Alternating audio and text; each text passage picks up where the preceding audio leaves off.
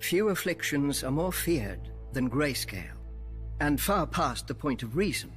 A legend calls it Prince Garin's curse, after an ancient eastern prince whom the Valyrians hung in a cage and forced to watch the immolation of his city and people. As his city burned under dragon flame, this prince called on his god for vengeance, and a thick fog of foul humors rose from the Rhoyne to smother the Valyrians with Grayscale.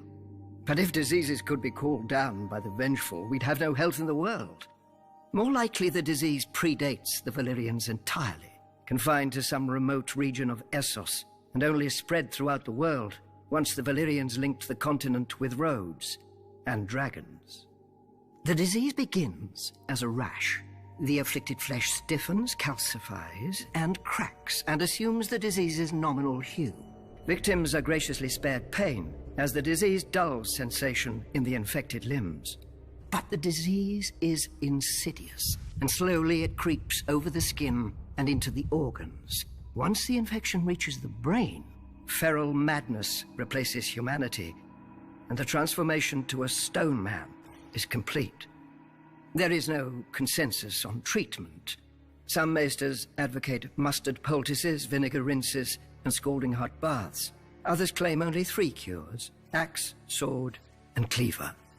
Hacking off afflicted parts does sometimes stop the spread of the disease, but not always. Many a man has sacrificed an arm or foot only to find the other going grey.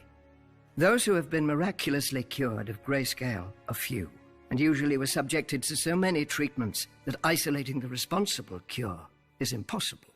Besides, few maesters, priests, or healers have the courage for such experiments as would prove a cure.